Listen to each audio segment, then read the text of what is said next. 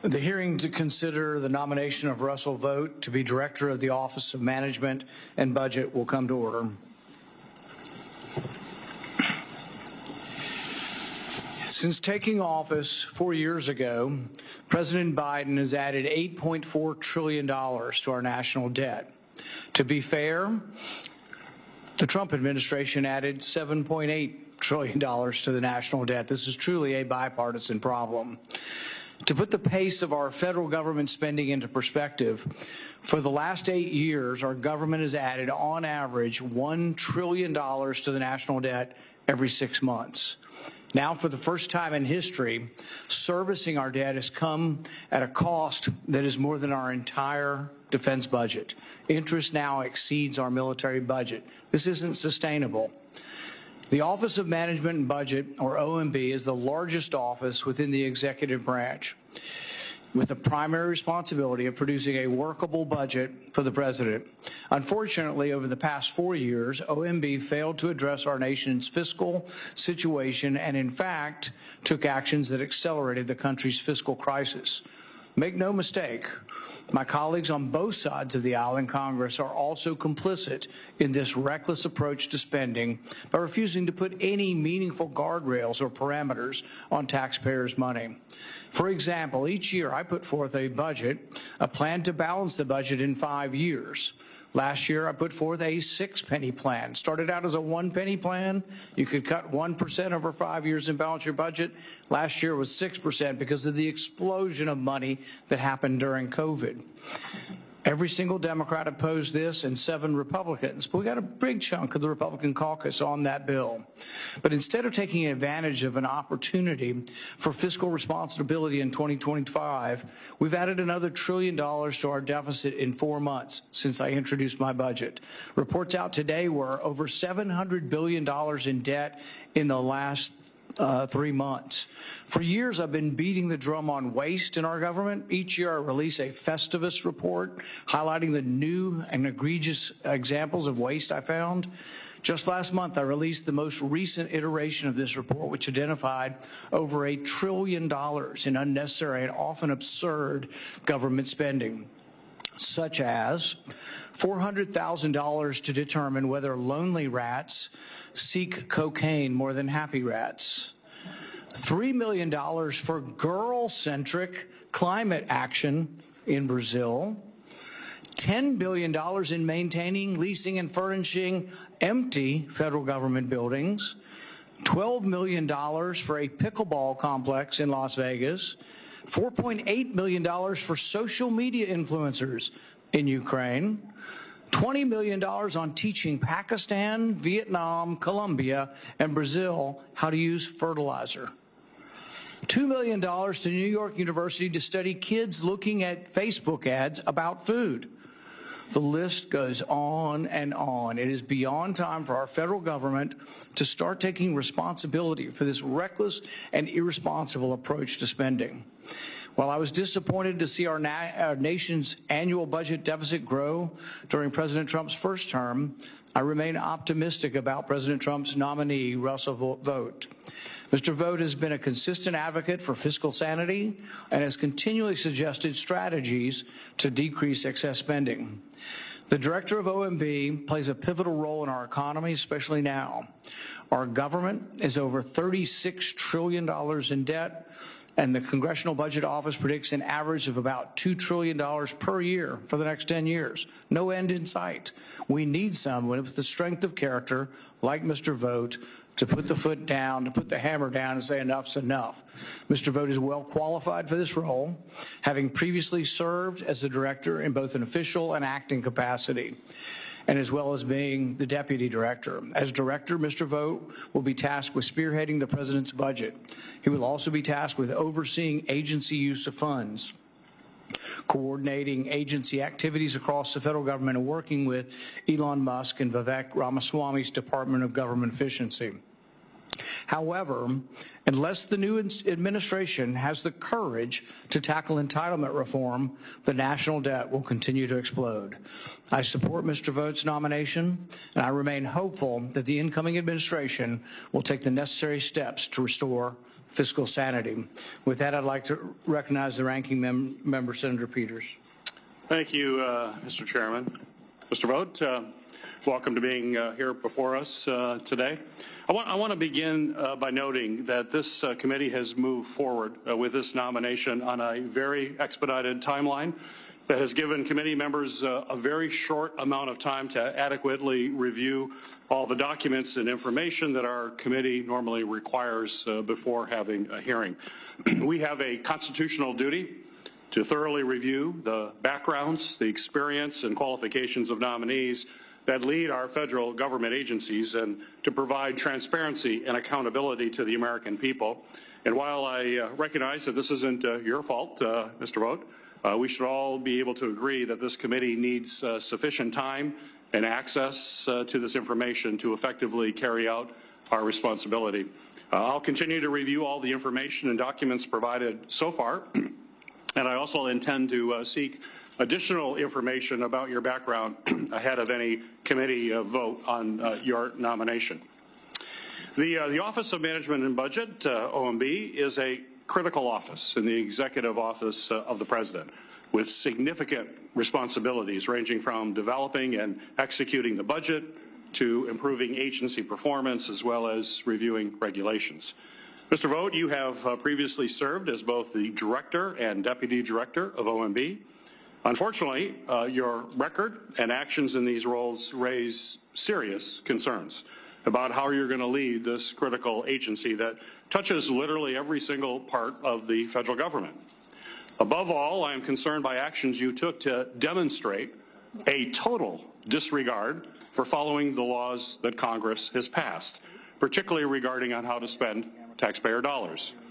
The Constitution, as part of the key checks and balances of our democracy, gives Congress the responsibility to decide how federal resources should be spent. Federal courts have consistently affirmed this Congress's role and not the President. It's Congress's role. As a member of the U.S. Navy Reserve, and again as a member of the U.S. Senate, I swore an oath to uphold and follow our Constitution. It's my expectation that, if confirmed, you will do the same. Yet, during your time at OMB, you consistently ignored laws passed by Congress that directed how taxpayer dollars should be spent. In 2020, an investigation by the Government Accountability Office found that OMB, under your leadership, broke the law 8 times. That's quite a record. 8 times breaking the law by directing certain federal agencies to continue to operate during the 2018-19 shutdown. GAO also found that under your leadership, OMB violated the law by withholding vital security assistance to Ukraine that Congress explicitly provided, putting our national security at risk. In 2021, the Inspector General for the Department of Housing and Urban Development found that, again, under your leadership, OMB inappropriately delayed disaster relief funding for Puerto Rico following devastations after Hurricane Maria. People who were hurting, people who were suffering, people who were not knowing where they're going to put a roof over their head and have food in their belly, and you inappropriately delayed disaster funding to those people in need. OMB knowingly delayed getting critical resources to communities following a disaster, even after we passed a law specifically requiring the funds to be dispersed on time. As communities across our country continue to face devastating natural disasters, including these recent wildfires in Los Angeles, I find it very concerning that you played a critical role in slowing down needed federal assistance to people who were desperate. I'm deeply concerned by another action you pushed for during your time in OMB to replace nearly 50,000 nonpartisan career civil servants with appointees whose only qualifications is that they're politically loyal. Politically loyal, not that they're competent, not that they follow the law, they have to be politically loyal. That's unacceptable. This would have removed employees who have had years of knowledge and experience and posed a grave threat to our national security. More than 70% of the federal workforce serves in agencies that are critical to our national defense and our national security. Last September, this committee held a hearing on the issue, and we heard testimony from former national security officials who served under presidents of both parties about how removing nonpartisan career experts would slow down vital services to the American people, make us less prepared for disasters or emergencies, and undermine the public's trust in government. In fact, you have even referred to the dedicated public employees who secure our borders, who are keeping us safe every day on the border, who are responding to emergencies and helping those who have been devastated by natural disasters, and folks who ensure that Americans get things like their Social Security checks on time, which every senior citizen needs. And you referred to these people as, quote, villains. These people who are doing this work every day, you referred to them as villains. Statements like this reflect a troubling disregard for the dedicated civil servants who work tirelessly to support our government and serve the American people. Mr. Vought, you are one of the architects of Project 2025, which sets forth a blueprint for implementing these unlawful and dangerous plans under this new administration. Leading the Office of Management and Budget is an enormous responsibility. And given your record, I have serious questions about whether you can be trusted to carry out the laws that Congress has passed under the Constitution. I appreciate you being here with us today to answer these and other questions about how you intend to manage the operation and budget of the federal government, if confirmed. And I look forward to hearing your response to questions you'll be getting from my colleagues. Russell Vought is currently the president of the Center for Renewing America. During President Trump's first administration, Mr. Vought served as the 42nd director of the Office of Management and Budget, the same position he's being considered for here today. Prior to becoming director, he served as the deputy director and acting director of OMB. Mr. Vought has also served in various roles across Congress throughout his career. Mr. Vought received his BA from Wheaton College and his law degree from the George Washington Law School.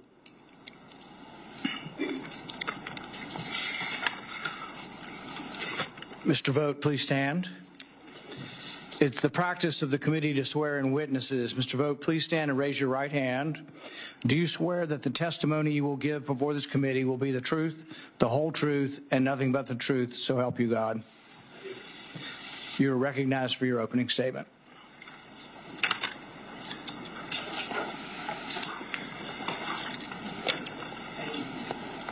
Thank you, Mr. Chairman, ranking member, members of the esteemed committee for the opportunity to appear before you today.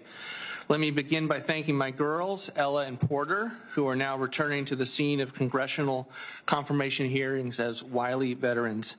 Their love and support and enthusiasm for me serving again is a major reason for why I feel that my going back into OMB is the right endeavor at the right moment, beyond my enthusiasm for being at President Trump's side. It is a profound honor to be nominated a second time by President Trump to serve as the director of the Office of Management and Budget. The President has promised the American people a federal government that works for all Americans, not the interests of bureaucrats and an entrenched establishment.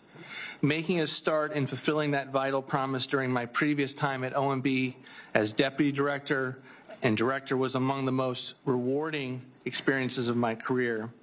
Throughout my career, I have been driven by a commitment to taxpayers and their families.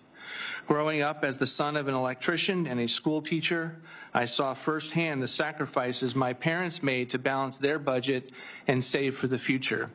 They are a reminder of the burden of government spending can place on everyday Americans. My parents and countless others like them have always been the measure of which I evaluate policies and spending decisions. Today, nearly 80% of Americans do not feel confident that their children will lead better lives than they have. That's nearly double the 40% of Americans who said the same just 2 decades ago. When I look at government waste and our national debt, I fear for my daughter's future. Almost half of our fellow citizens expect their standard of living to be worse than that of their parents, a critical part of understanding the president's overwhelmingly successful election. I am eager to get back to fulfilling the promise of a federal government that works as hard as people like my parents. OMB's mission goes beyond crafting the president's budget. It encompasses the management of the federal government, reforming regulation, and coordinating policies across agencies to ensure efficient and effective implementation of the American people's will as expressed by both their legislative and executive representatives. A strong interagency process delivers the best results for all Americans, and I believe OMB's collaborative ethos is key to achieving those outcomes. The civil servants at OMB are among the most resourceful and innovative individuals I have worked with. It has been my privilege to work alongside them, and I look forward to leading and supporting them as director once again as we labor to make the American government work again.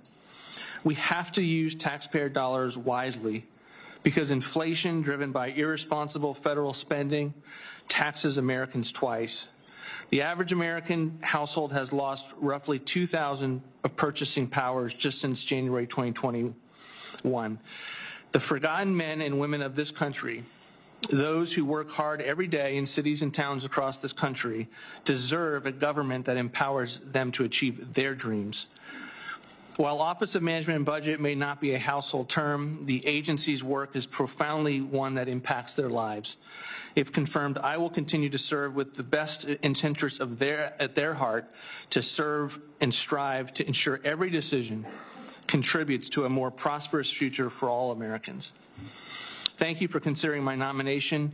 I look forward to answering your questions and the opportunity to discuss how OMB can continue to deliver on its vital mission. Thank you. We will now proceed to questions where each member will have 7 minutes. I want to be clear at the outset that the committee will not tolerate any disruptions of today's procedures. The committee will direct the Capitol Police to immediately remove any member of the audience that attempts to disrupt the hearing.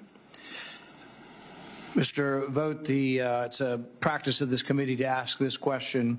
Do you agree without reservation to comply with any request or summons to appear and testify before any duly constituted committee of Congress if you are confirmed? Yes, I will be up here always with the advice and counsel of our team. I reserve the rest of my time and recognize the ranking member for his questions.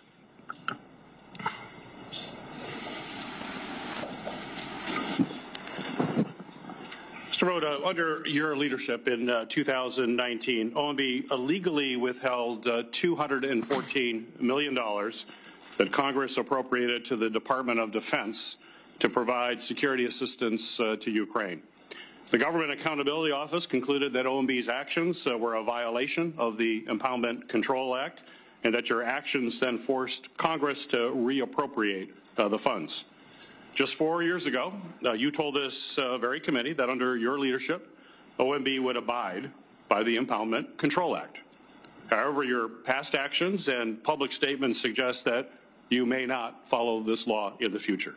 So my question for you, sir, is if you are confirmed as OMB director again, do you commit to follow the law and allow OMB to withhold funding from and not allow OMB to withhold funding from programs that Congress has appropriated?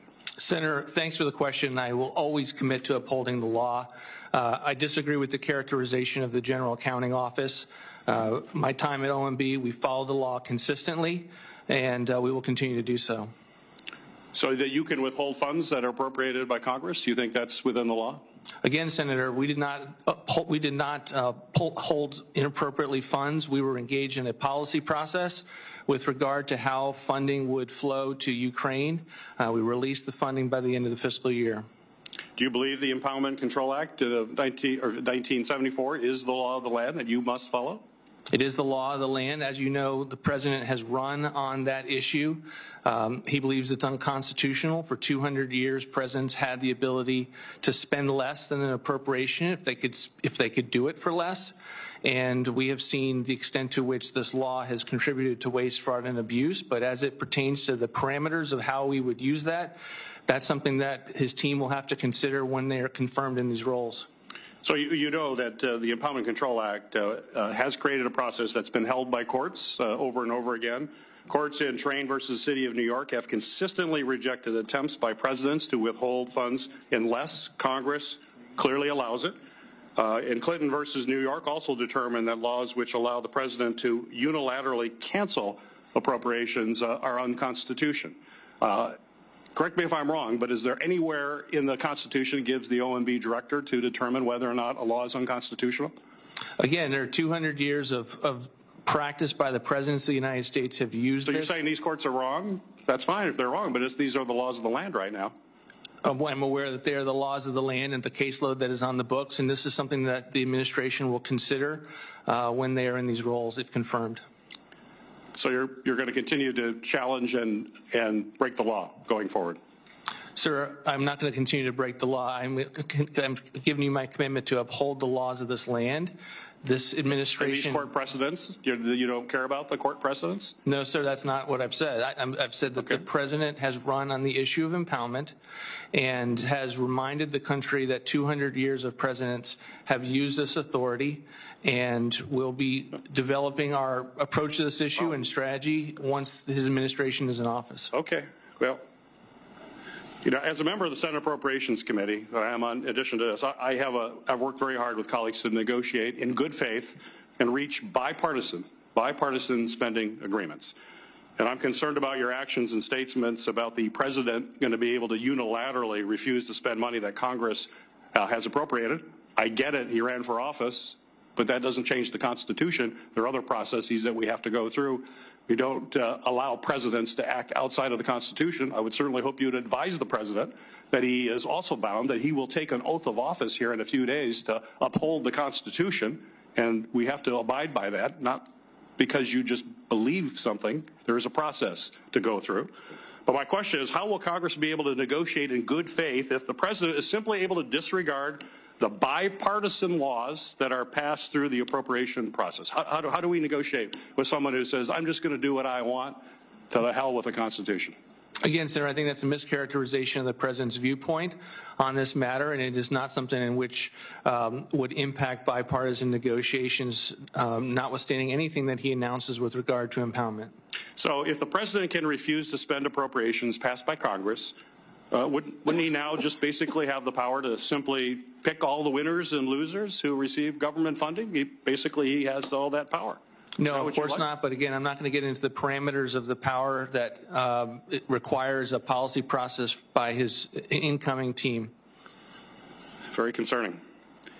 Congress has granted the president broad authorities to respond to real emergencies and crises, like pandemics and natural disasters.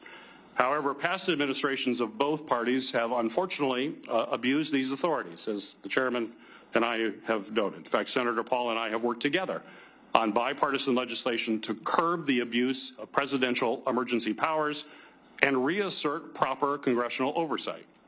And I'm deeply concerned about reporting that indicates that you designed the plan to abuse the National Emergency Act to circumvent laws passed by Congress by moving military construction money to build the border wall. Do you commit, so my question for you, sir, is do you commit to not recommend the use of presidential emergencies to accomplish the president's policy agenda? Senator, with regard to that instance in our first term, we were specifically using the transfer authority that had been provided in the language of the Department of Defense appropriations to be able to transfer that authority to the Army Corps of Engineers for its use on the border wall. It was specifically a transfer authority that Congress had given the President in the underlying appropriation. There was you circumvented the laws. I think it's pretty clear. My question is, next question and last question here in remaining time, will you support efforts to rein in presidential authority and ensure that Congress has a rightful say, in the use of emergency powers? Will you support those efforts? I'm not going to speak on future legislation, but the administration will review anything that comes to their desk, and OMB will have a definite role in reviewing that legislation, as you know, in terms of our enrolled bill process for the President. So, very simple question. Do you believe Congress has a rightful role in the use of emergency powers?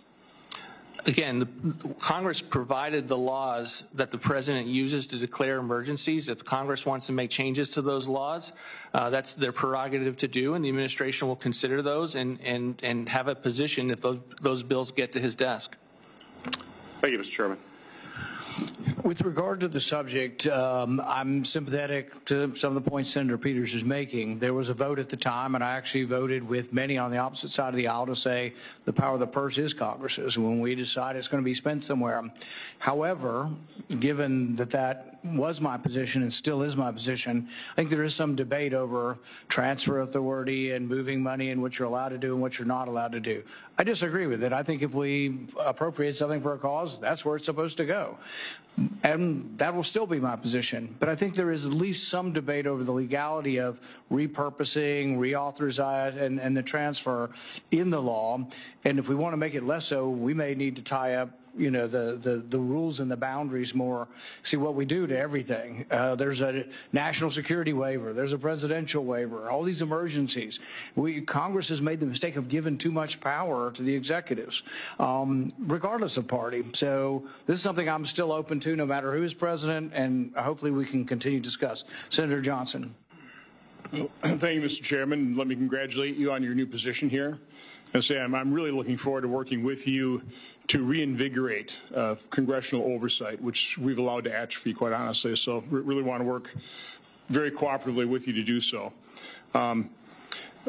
First chart I'm going to put up here describes and shows dramatically what bipartisan spending cooperation yields us. In 2019, prior to the pandemic, the federal government total spending was $4.4 trillion. During the pandemic, with the severe recession, trying to help Americans out of that, we went on a massive spending spree and spent $6.5 trillion that year. Now, in an American family, if let's say you spend $100,000 a year and you have a family member that gets sick and you have extraordinary expenses, maybe $50,000, you spend $150,000 that year. The following year, if you get well, you don't keep spending $150,000. And you certainly don't borrow money to do so.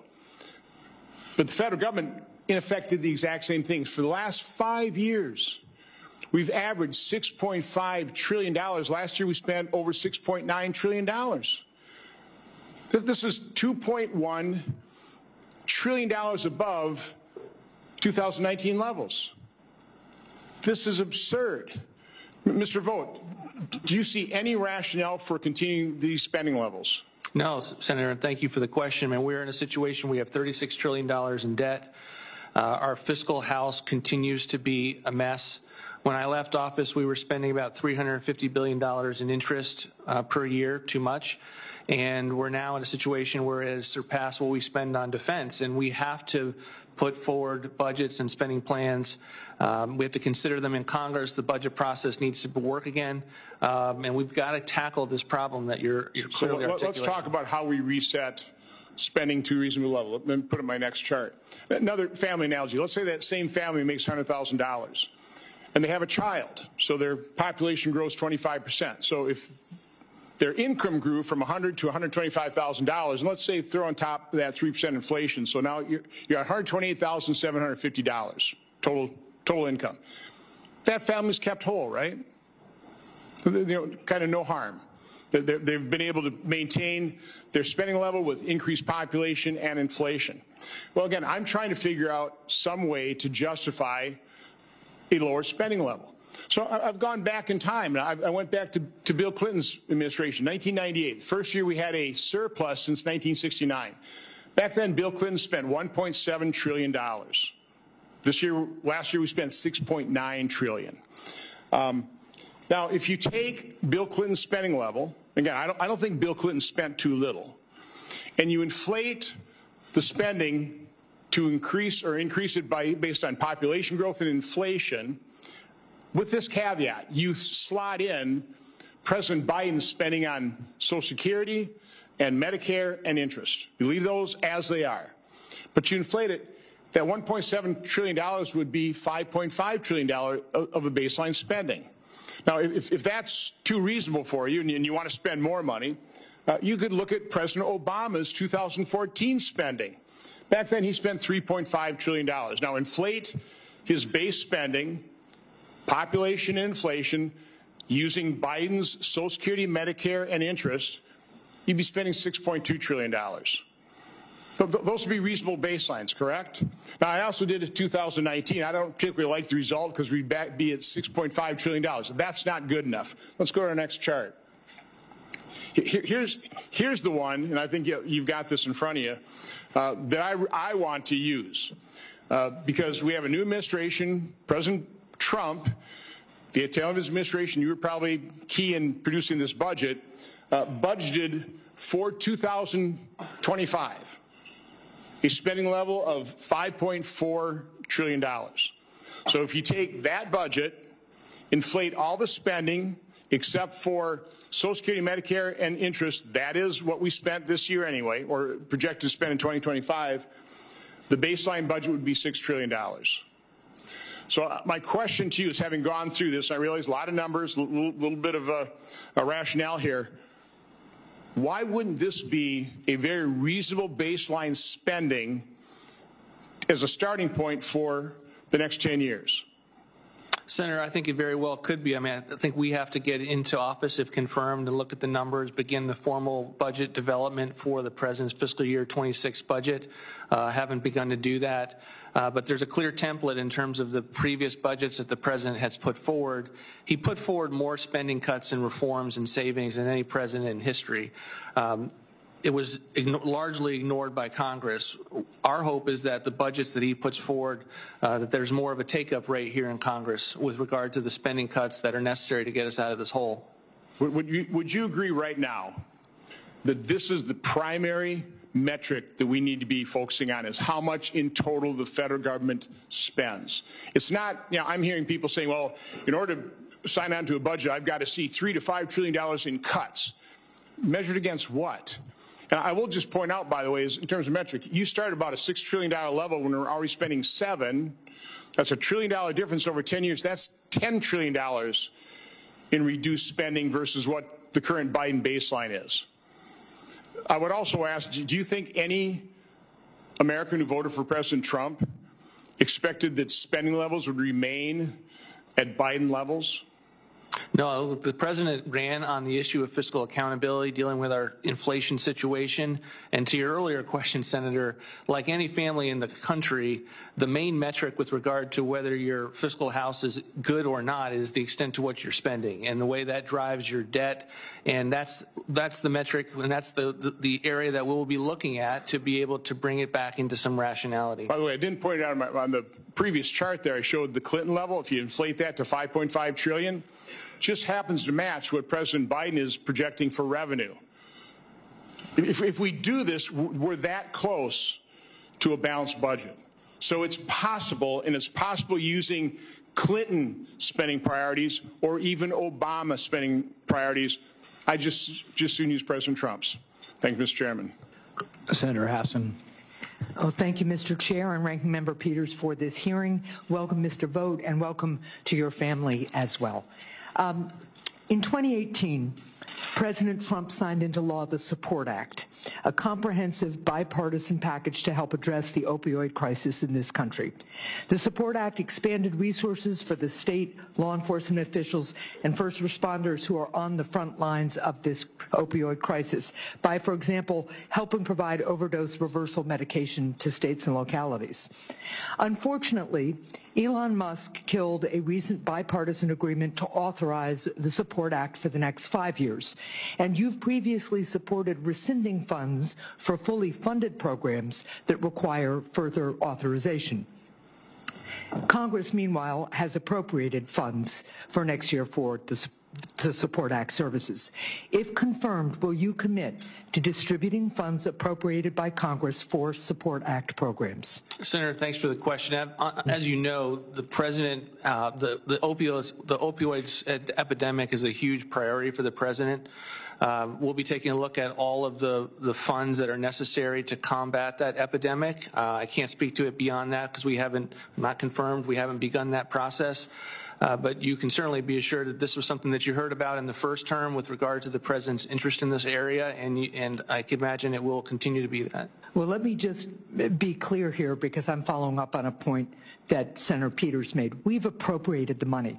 We had a bipartisan agreement to reauthorize the program. So I am disappointed that you won't make a clear commitment here today to ensure that the life-saving program signed into law by President Trump will continue to receive funds that have been provided by Congress. And I urge you to rethink your position as your nomination is considered by the Senate. Government shutdowns put public safety and our national security at risk. But you have repeatedly, Mr. Vought, called for brinksmanship around government shutdowns and opposed bipartisan deals to keep the government open. In 2011, for example, you wrote in an article that Republicans simply must be prepared to shut the government down. That's a quote. Simply must be prepared to shut the government down, close quote. And, quote, need to dig deep and embrace the sort of brinksmanship that shows they are playing to win, close quote. If confirmed, you'd play a role in negotiations to prevent a government shutdown later this spring. Why have you repeatedly advocated the use of the threat of a government shutdown as a political bargaining chip? If confirmed, would you continue to favor a partisan agenda over keeping the government open? Senator, I don't think I have been a person that has wanted to have government shutdowns. I've had to be the one that kept the government open consistent with the law for the longest shutdown in history. I know the impact that it has on the federal government, and I want to be a part of a process that sends budgets as soon as they can, meeting all the statutory deadlines, to be able to start the process with the appropriators as early as possible so that on a bipartisan basis, recognizing the appropriations bills have to have bipartisan support, and to get that done as soon as possible so that you don't have the kind of pile-ups at the end of the fiscal year that we have seen. And I think the breakdown of the budget process here in Congress is something that has not been good, and I hope that it is brought back to a good degree and that we can have a bipartisan spending process of which I look forward to participating in if confirmed. Well, unfortunately, this is a situation where there seems to be kind of a confirmation conversion because your words in articles and in talks reflect a different view about the use of government shutdowns. And I will note that the impact of government shutdowns is not just an impact on the federal government, it impacts the American people in significant ways. So this isn't about people in government offices, this is about them and the people they serve in the United States. And that's the reality, and that's why it's so important that government, efficient, effective, right-sized government, continues to stay open. I'd like to ask you about the non-political role that OMB plays in distributing grant funding and ask for your commitment to fulfill this role in a nonpartisan way. In December, President Biden signed the Grant Transparency Act into law, a bipartisan bill that I worked on with Senator Cornyn to require agencies to provide greater transparency regarding how grant applications are evaluated. The law is intended to provide grant applicants with a clear picture of how their applications will be reviewed so that the grant-making process is fair and competitive. So, yes or no, if confirmed, do you commit to ensuring that agencies do not evaluate a grant application with the applicant's political identity or views in mind? Certainly look forward to looking at that law. Those are the types of transparency laws that we have supported before, and many of these new requirements, new transparency initiatives are things that in my first opportunity to do this job, we made a concerted effort to get it done, to actually move forward and not let this be something that we just say, hey, we don't have the resources to do, and I look forward to continuing to do that. Well, I appreciate that, but the question was yes or no. If confirmed, do you commit to ensuring that agencies do not evaluate a grant application with the applicant's political identity or views in mind? If it's the law of the land, absolutely. We have no business in trying to engage in understanding someone's political views. If confirmed, do you commit to ensuring that agencies do not evaluate a grant application submitted by a state based on that state's political makeup, whether it is red, blue, or purple? Again, Senator, the extent to which we make decisions are going to be based on the policy grounds, the agenda of the President of the United States. We will continue to do that. So if the President says to you, I don't care what the law says, I don't like California, and I'm not going to give them the disaster aid they need, you're going to stand up to the President and say, sir, that's not appropriate? Senator, I don't engage in hypotheticals, but the President would never ask me to do something along those lines. Well, history speaks a little bit differently to that point.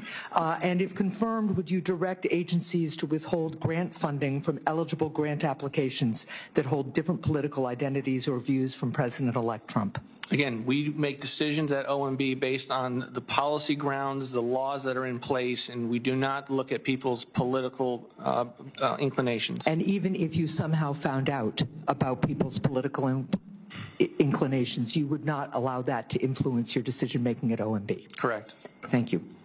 Senator Moreno. Well, thank you, Mr. See, this is how you know you're a newbie. You don't know to hit the button. Thank you, Mr. Chairman, for having me on the committee. Thank you, Mr. Vought, for being here. I probably can't imagine that, like me, you're thinking to yourself, why am I doing this? I know I think about that every once in a while when I'm here, because I never thought I would be doing this. So I got to confess up front that I've been a fan of yours before I even thought about running for public office. And I think your selection to run OMB is an incredible service that you're about to provide to this country. One of the good news that I've heard so far in this hearing is a lot of talk about the United States Constitution. As you know, when we talked, I wasn't born in this country. I came here as a young kid. I had a tough mom who made me study for the citizenship test. She made me read all 88 Federalist Papers as a teenager, and not fun to read today, let alone when you're in your teens. I studied the Constitution up and down, so I have a question for you, because you're more the expert than I am. Where in the United States Constitution does the bureaucracy stand in terms of power versus the president? Senator, it's a great question, and thanks for the kind words. The Constitution envisions that the bureaucracy would work for the President of the United States in Article 2. So now I come from the private sector, where I ran companies with thousands of employees. I suspect it should work, but correct me if I'm wrong, where if you're the chief executive, that means that all the people that work for you actually work for you. Is that true in government also? It is not the case currently, but it is something that, as a policy objective, I think our founders would have envisioned it that way. So meaning that the president, not Congress, not the judicial branch, has total and complete discretion over who serves at his or her pleasure? Again, those are not the laws that are on the books as of that we know today. The president has many laws that and paradigms that have been put in place to ensure that the American people's will, when they select a president, are not what prevails in the agenda-setting process. Because I would suspect that most voters, somebody like me who wasn't into politics a few years ago, would suspect that the president is actually the one making these decisions, not some unnamed bureaucrat, whether they're a good person or a bad person, or been here for 5 years or 25 years, that it's the president's agenda that should be implemented. Is that correct? I hope that would be their suspicion. And when you look at the separation of powers, which is a fascinating conversation among the 88 Federalist Papers, they were really concerned about the decentralization of power. There's a lot of conversation about what Congress does, what the president does, and what, of course, the judiciary does. In your point of view, is it the president's ability to unilaterally terminate student debt, for example? No, sir. But it seems like the prior administration did that. It went to the judicial branch. They found it to be unconstitutional, and yet President Biden continued to forgive student debt. What would be your point of view on that? Again, we believe that that was not the right course of action, that the president did not have that authority, and I think an example of the Biden administration's unwillingness to follow the law. Now, did you find a lot of outrage about that from those who are now asking you the same question about a potential Trump administration? Meaning, like if you were somebody who was introducing legislation here in this body to forgive student debt, not something I think we should be doing. I don't think we should be forgiving anybody's debt. We certainly shouldn't have, in my case in Ohio, 70% of the people who didn't attend college to pay for the 30% who did. But do you find it hypocritical if you're somebody who's introduced legislation to forgive student debt and now is lecturing you about the executive overreach powers? Would you find that to be hypocritical? I note that I did not find any outrage on the Democratic side with regard to President Biden's actions on that, and I'll just leave it at that. And I see, if you don't mind, now I'll yield a few of my minutes back, but I want to, if you don't mind, ask you a personal question. How old are your daughters? 12 and 10. 12 and 10. So if they're our age at some point, really old, by the way, if we don't do something, like actually do something serious, when they're in their 50s, Mr. Vought, what will their future be like?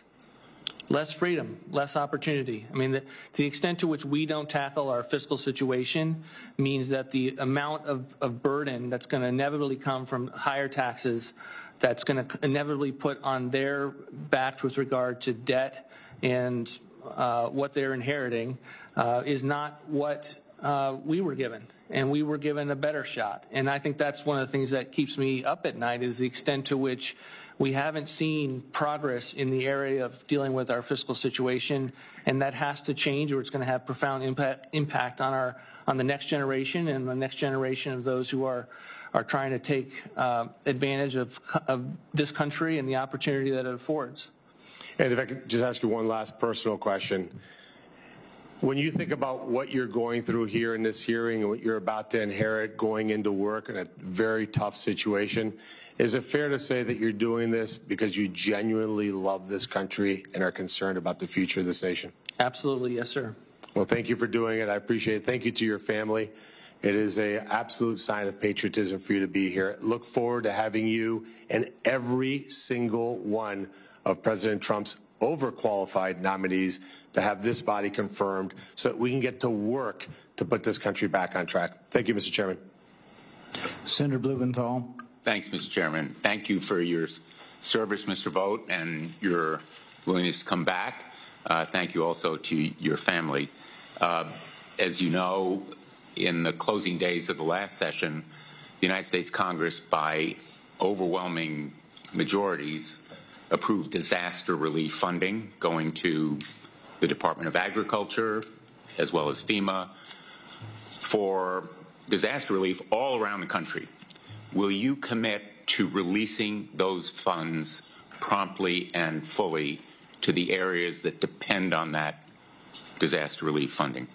We will continue to release the money that's appropriately been funded for these areas, as we always have with regard to the FEMA dollars. So the answer is yes. Yes, we will continue to do what we did in the first term. You won't continue because you're not yet in office. You will release that money fully and promptly to the agencies that can provide that relief. For example, the $31 billion, I believe it is, for the Army Corps and the Agriculture Department, the $2.2 billion for the Small Business Administration, $29 billion for FEMA. These are specific amounts. How about the $3.8 billion left for security assistance to Ukraine? Will you release that money? Again, Senator, I'm not going to get ahead of the policy process of the incoming administration, but when it comes to responding to the disasters, the president has always been someone that cares deeply about these areas and getting them. I'm talking about the Ukraine funding, which I believe is essential. The Congress believed it's vital. It's been authorized and appropriated. Will you release that remaining $3.8 billion? Again, Senator, I'm not going to get ahead of the president on a foreign policy issue of the magnitude of the situation with regard to Ukraine. Let me ask you, do you believe the Impoundment Control Act is constitutional? No, I don't believe it's constitutional. The president ran on that view. That's his view, and I agree with Have you read Train versus New York? That's the United States Supreme Court saying it is constitutional. You're saying that you're going to just defy the courts, the Office of Legal Counsel, under both administrations, including then Attorney Rehnquist, afterward becoming Supreme Court Justice, wrote for the Office of Legal Counsel. You are simply going to take the law into your own hands. I did not say that, nor did I imply that on behalf of the incoming administration. I said earlier to a question from Senator Peters that the incoming administration was going to take the president's view on this, as he stated in the campaign, work it through with the lawyers of the Department of Justice, some of whom are coming before Congress just today, if confirmed, and to put that through a policy process. And I can't prejudge that policy process, but I certainly can't announce the parameters of what it would produce. I am astonished and aghast that someone in this responsible a position would, in effect, say that the president is above the law, and that the United States Supreme Court is entitled to their opinion, but mine should supersede it. It's just baffling that we are in this, I think, unprecedented moment in the history of this country. And I think our colleagues should be equally aghast, because this issue goes beyond Republican or Democrat. It's bigger than one administration or another. It's whether the law of the land should prevail, or maybe it's up for grabs, depending on what the president thinks. I think it is fundamental, and I hope you will reconsider this view. And I'm going to put it in a question for the record to give you an opportunity to recast your answer, which I think should be disqualifying for both sides of the aisle, frankly, because what goes around comes around. The next administration could be Democratic, could be independent, but the Supreme Court in Train versus New York said it's constitutional. That's been the clear consensus. So let me move on. I'm the ranking member of the Veterans Affairs Committee. I'm concerned by your proposal that there should be a means test for who deserves Veterans Affairs disability compensation. For me, nothing's more important than caring for our veterans. I think that is true of many of us on both sides of the aisle. Do you believe that veterans should receive disability benefits only if they qualify under some kind of means test? Senator, the president has been a firm supporter of veteran spending, of getting veterans everything that they need. That was always reflected in all of the budgets that the president sent to the Hill, and I fully expect— I'm going to interrupt you with apologies because my time is running out. Do you believe there should be a means test for disability benefits going to veterans? Again, I'm not going to speak to the So you're not going to answer that question, but you have in the past taken the position there should be a means test. The President has always fully supported veteran spending and put forward everything that they need for that the Department of VA does, and I fully expect that to continue. Do you believe that disability compensation benefits for veterans should be eliminated if any veteran has a disability rating below 30%? Senator, I'm not here on behalf of what I think, but I'm here on behalf of the President. That is the proposal from the Center for Renewing America, the organization that you founded. Do you continue to believe it? It's a think tank that I currently am the president of. It is not the agenda of the president, of the incoming president of the United States. And so I'm here on behalf of being his nominee and doing his budget. Is that what he believes? Again, you should judge him by the budgets that he sent forward to Congress, and I am here on behalf of the fiscal responsibility that he wants to restore, and I fully intend to do that if confirmed. Thank you, Mr. Chairman. You know, as I said previously, I'm sympathetic not only to the arguments that Senator Peters made, but Senator Blumenthal is making on power of the purse. The only thing I would caution with this is, as we debate this, so much of this is because Congress hasn't done a good job with clear parameters. So, for example, with the Ukraine money, every week or two you'll see a release of it. And there's a great deal of discretion given to the president on when it's released and how much is released. For example, in last fall when we passed the Ukraine money, they decided to call some of it loans. And so they did. And then a month later, they forgave the loans. And I was like, wow, when are they even supposed to start paying on the loans? I discovered their first payment wasn't supposed to be made for 40 years.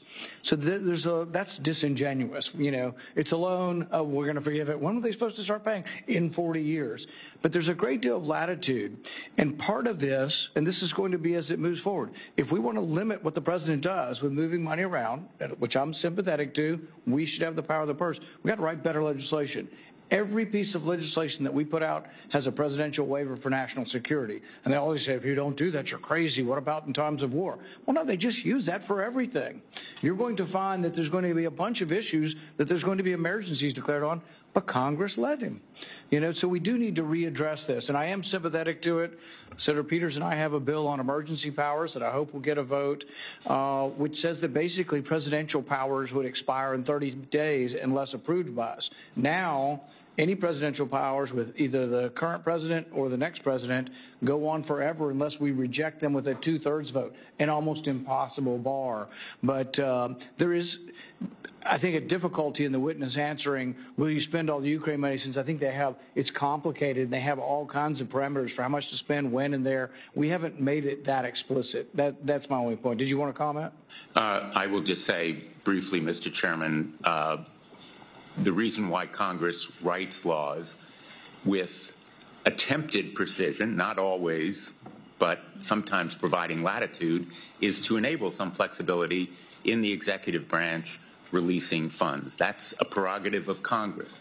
But then the president has to obey what we say in releasing the money. And I would just argue we made the windows too big. My comment here goes to obeying the law that has been upheld repeatedly as constitutional, as opposed to saying, no, we don't need to obey it because we believe it's unconstitutional. I think it's a valid debate and a good debate. Senator Kim.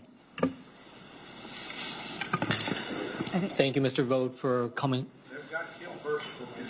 Did you want to? Back and forth between parties, or do we go? No. Okay, they get your master list. Yeah. Well, thank you, Mr. Chair, for leading this committee. I'm excited to be on it. Mr. Vought, thank you for coming out before us. I want to start by just reading you a quote that you had said. It is, quote, there certainly is going to be mass layoffs and firing, particularly at some of the agencies that we don't even think should exist. I want to just give you an opportunity to clarify, what are the agencies that you don't think should exist? Well, I didn't say that. If you go back and look at the video of when I said that in an interview, I said there needs to be, I didn't make an announcement on behalf of the incoming administration that there would be.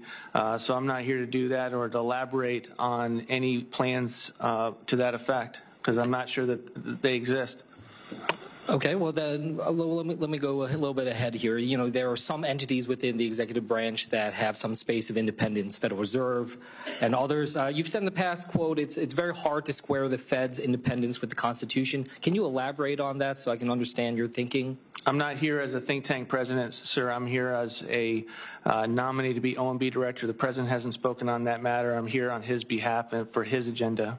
Well, we are trying to assess your capabilities to do this job.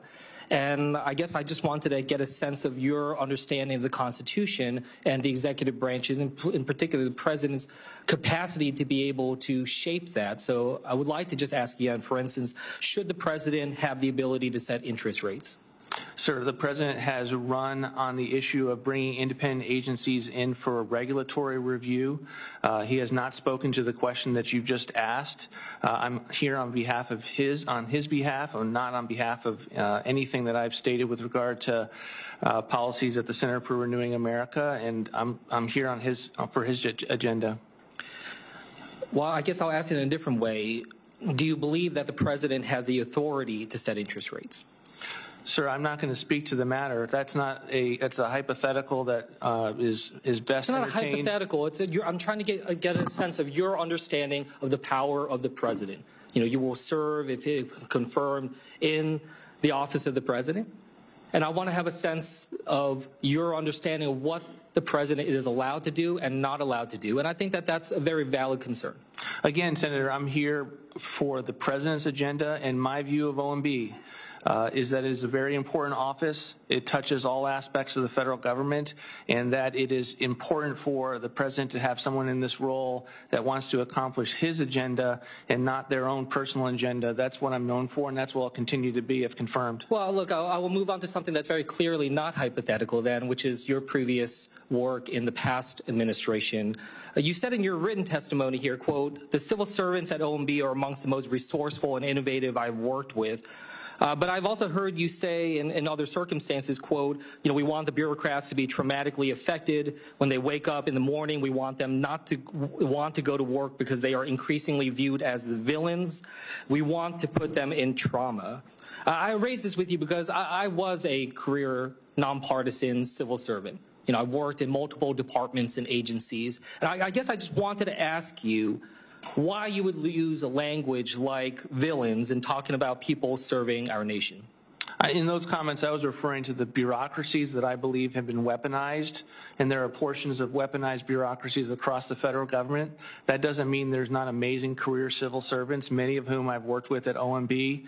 I look forward to, if confirmed, getting back to work with them and being able to rely on their expertise, their understanding of the federal programs, and to be able to allow them to help us have more implementable policies on behalf of the President of the United States. But I do believe that there are bureaucracies that are weaponized against the American people. When you have... Even within OMB? No, sir, not within OMB. Well, I guess I wanted to ask you then, you know, at the end of your term as OMB director, you implemented Schedule F, and you implemented that as well at OMB. Do you remember what percentage of personnel at OMB you categorized as Schedule F? We implemented it at 90%. Again, Senator, that was not to fire anyone. It was to change their classification. And what is the purpose for the changing of that classification? What does that allow you to do? It's to ensure that the president, who has policy setting responsibility, has individuals who are also confidential policy making positions, are responding to his views, his agenda, and works under the same basis that most Americans work on, which is they have to do a good job, or they may not be in those positions for longer. And I didn't find that to be the case with regard to anyone at OMB. But you felt that it was necessary to take this step still and hang that over them? Well, the president had a policy. He instructed all agency heads to use the Schedule F classification.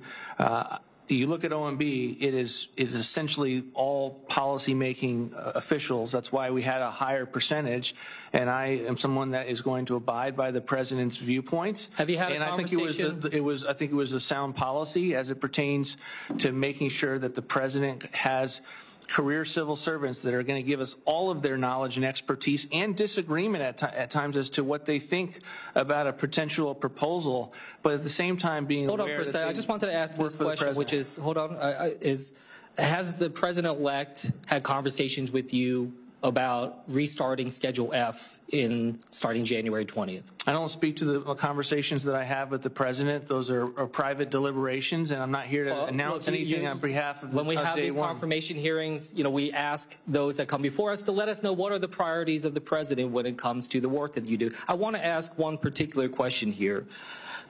In the first administration, or so far in hiring for the second administration, have you or any other managers asked candidates for employment or current employees if they have who they have voted for in the presidential election, what party they are affiliated with, or if they have donated to campaigns? No.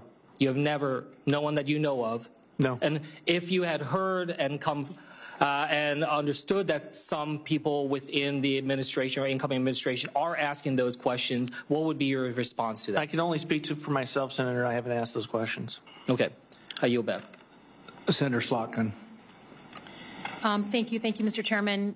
Looking forward to working with you. I'm a former CIA officer and Pentagon official. I did 3 tours in Iraq. I worked very proudly for both Democrat and Republican administrations, including in the White House of both. I'm also a Democrat who won in a Trump state, right? A state that we were both on the ballot. I think what's interesting is we don't have to guess how you'll be in this job because you've been in the job before.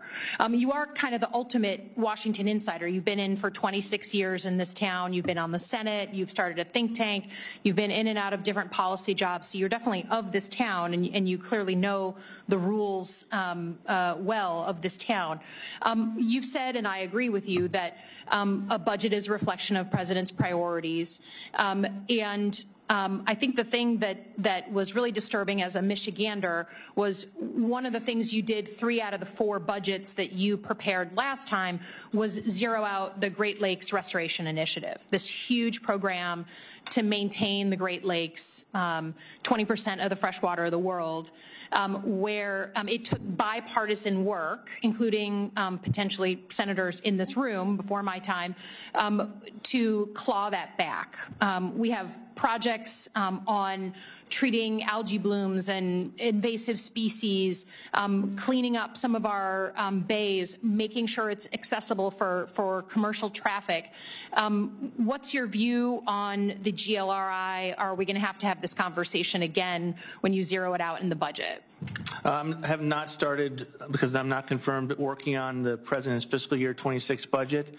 I can't speak to those issues, but I'm happy to work with you on your viewpoints as it pertains to that program, and consider all of those and the recommendations we give for the president, and inevitably what we end up coming up here in defending. Yeah, I mean, I think it was very bipartisan. There's 465 projects in Ohio, 1,200 projects in Wisconsin, a ton in Michigan. So it's something, but can you confirm you submitted a zeroing out of that program 3 years in a row last time you were OMB director? It's been a long time, Senator. I have to go back and refresh my memory on the specifics of our budgets, but I'm happy to do that in the QFRs.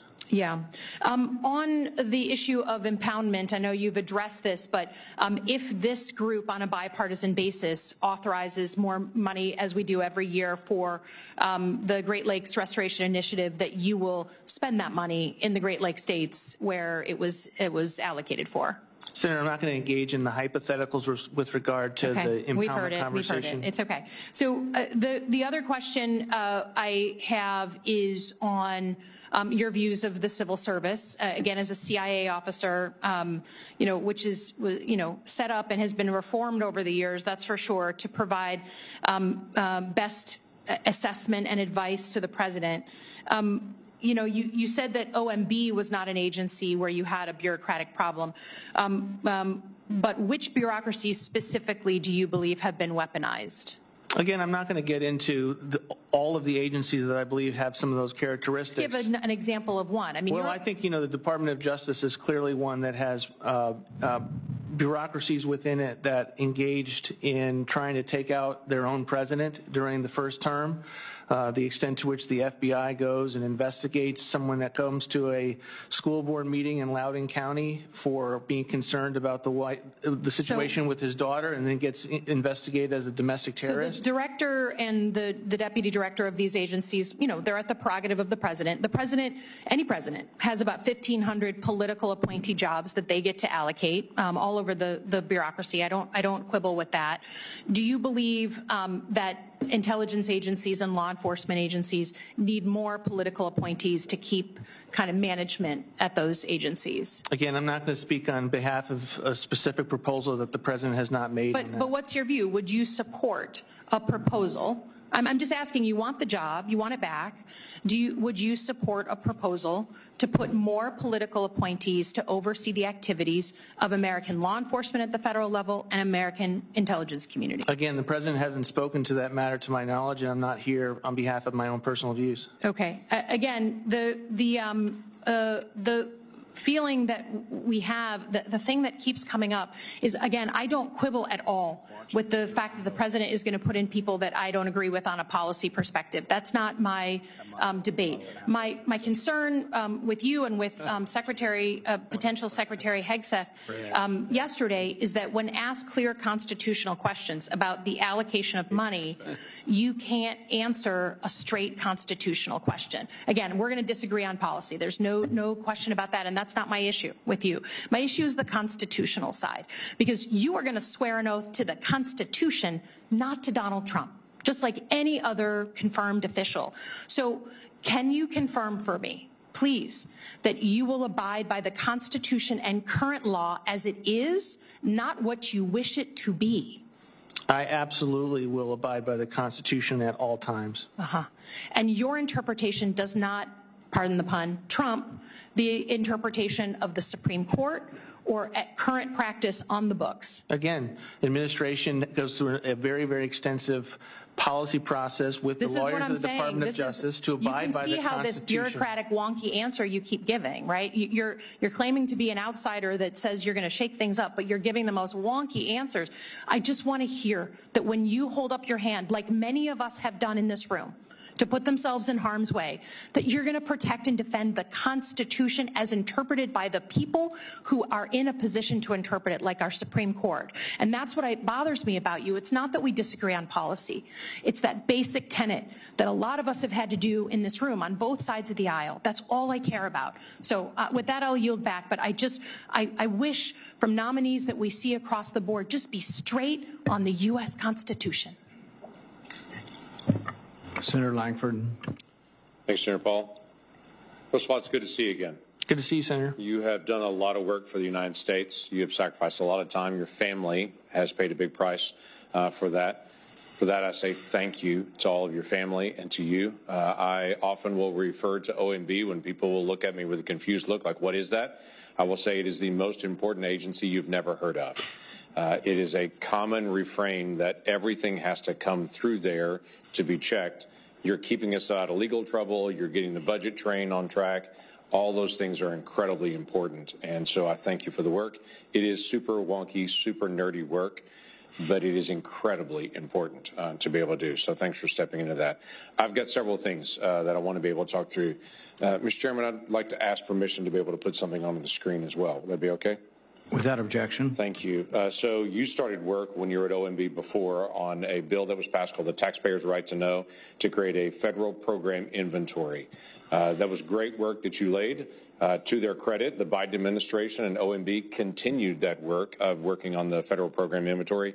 This is what it looks like now. It should be a listing of every program in all the federal government. We've never been able to, as members of Congress, or certainly not the public, to be able to say how many programs are out there that do this, and to be able to search it. The Biden administration has put together a lot of search features into this, try to get it out. It's unfinished. There's still more programs and things to get into it, but it is a tool that we look forward to using. It's been on GAO's top list for years now to be able to actually get done. It's getting done on this. But there are some areas that are unfinished on it that I want to just be able to highlight on it. The Biden administration has done a lot of work to be able to get the skeleton of this going. But let me just give you one example. This is not about Youth Build as a program, not making a policy statement on it. It just is one of the many entities that are here. This lists how much spending is done on it, on the different authorities that are done, what regulations are from it. But also one of the requirements of this is to be able to ask, what's the results? Here's the money that Americans are spending. What do we get for that? Well, in this particular one, it has results. What was done in 2016, how it was evaluated, but 2017 wasn't evaluated. 2018 wasn't evaluated. 2019 was evaluated, but it was evaluated based on how much money was spent, not the results of it. Then nothing in 21, 22, or something about the COVID that came during that time period, I guess. 22 and 24, it just says we spent this much money in this many places. That's not really the question. The question is, what did we get for that money? So my question to you is, as you're stepping into this project that is you started, others have worked on, and now needs to be finished, how does this rank in a priority for you to be able to fulfill, which, by the way, is the law now, to be able to have a way to be able to look at every program and to see how it's evaluated, if it's evaluated at all. That helps all of us around this dais to be able to look at it and to say, you know, there's 12 different programs that seem to do the exact same thing. 2 of them seem to be successful and 10 of them aren't. We can't see all that unless we go ask GAO to go chase it for us, unless this is actually finished. So how does this rank in a priority for you as far as getting this done? Thank you, Senator. It'll be a high priority. As you know, when I came into OMB, I'd gone through this process the first time and clearly made aware of the extent of these transparency apparatus that was intended by Congress. And there was a lot of objections from individuals who said, oh, we don't have the bandwidth to do this. And we brought all sides of OMB together internally. We put someone in charge to become an expert. I provided director-level leadership to say, I will push through the barriers that exist to being able to get this set up. And so I'm looking forward to seeing where we are, and I would want to finish the job if given another opportunity by the Senate. That's great. Thank you. Look forward to that, because, again, this is not partisan work. This just take every program that's out there and just say what's happening. How is it being used? How is it not being used? Nothing to hide. This is full transparency that the American people are actually looking for to be able to have, and quite frankly, all of us in Congress are looking for as well to be able to go through it. I'm going to go through several different things that have come up in the last few years. Circular A4, which again, we're getting into nerdy stuff here, was rewritten by the Biden administration. It's something that had been used for years by Democrats and Republican presidents alike to just evaluate cost benefit. The Biden administration came in, changed all the rules that had been done for decades, and said, we want to rewrite this. And actually what we want to do is to say, we're going to evaluate it based on the immediate costs, but the long-term benefits. We're going to look at just the costs in a small area, but get the global gain from this. They changed the rules of how every regulation is done. That's something I would just say. You can't say how you're going to be able to act on this because you're not there in the seat on it. But I would say change it back.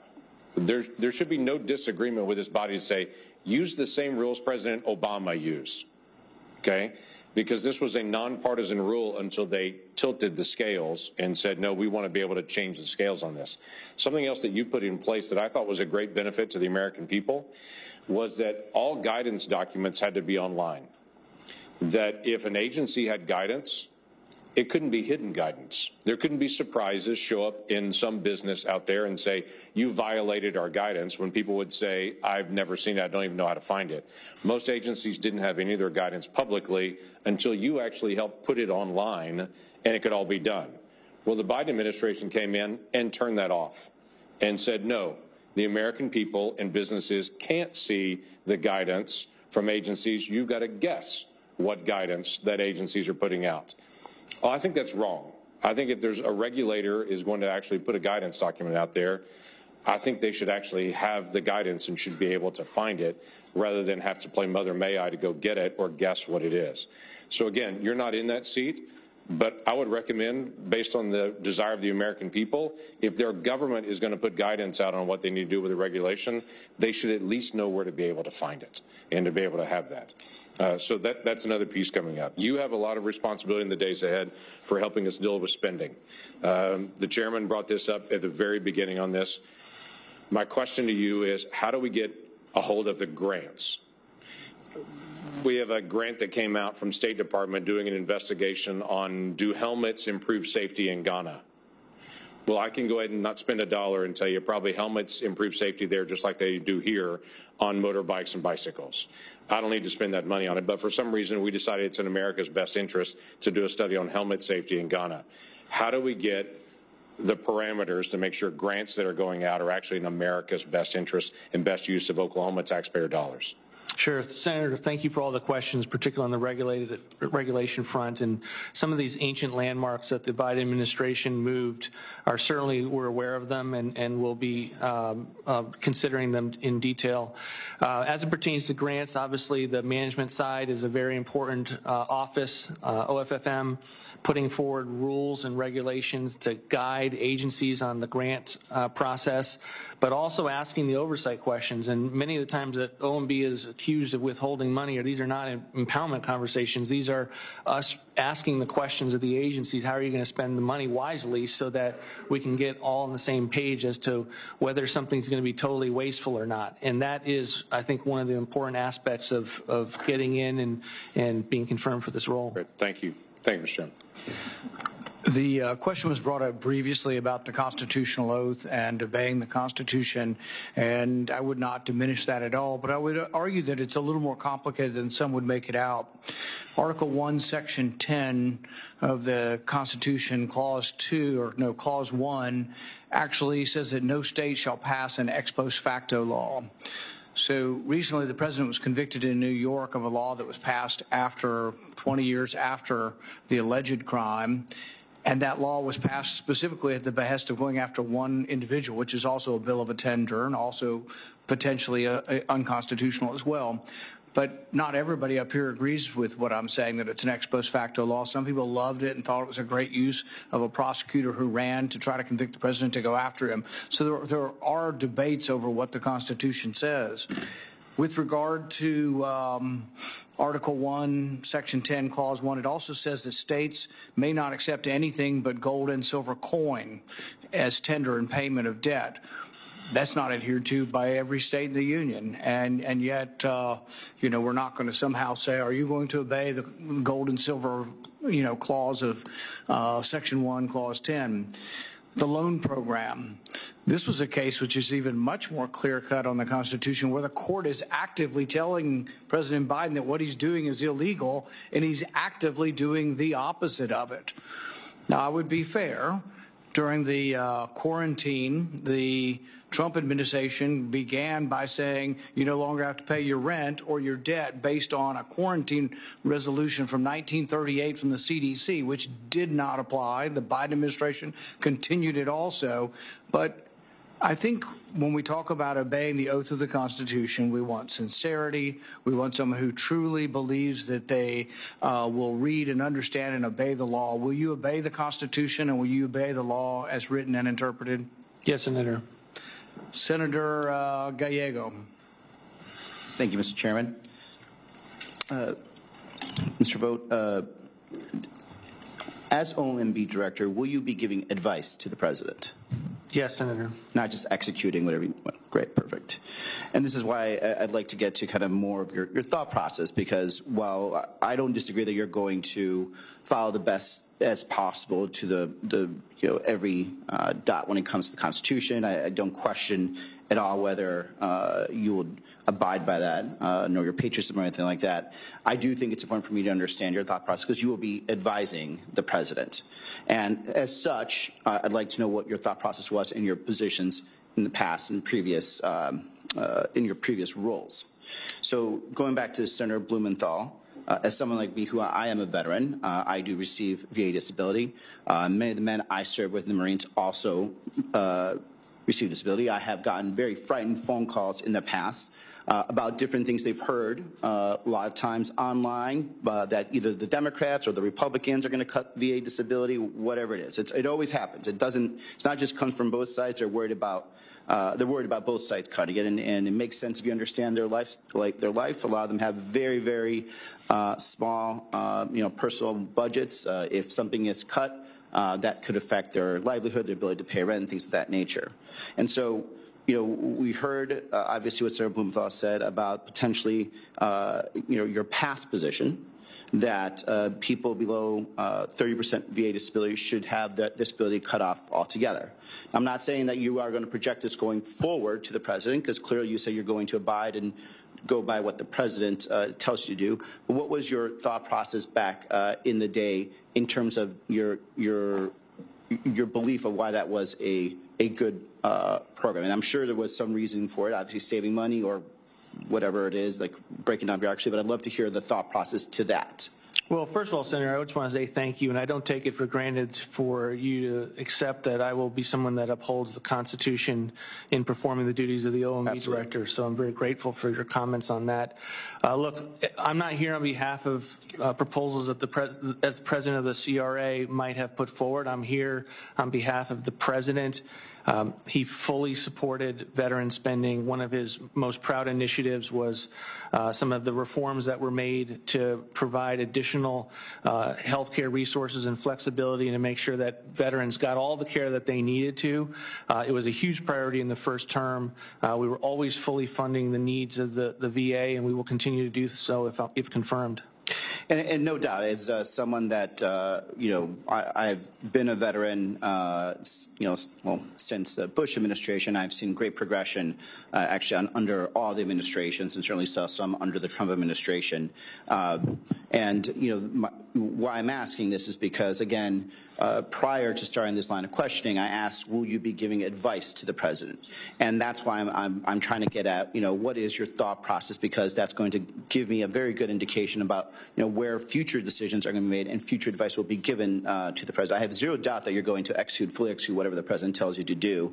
But at some point, you'll also likely be giving advice. And this is why I asked certain things, whether it's as your past position in government, whether it's your past position, and whether you are not as the head of your think tank. For example, it is concerning when it comes to means testing.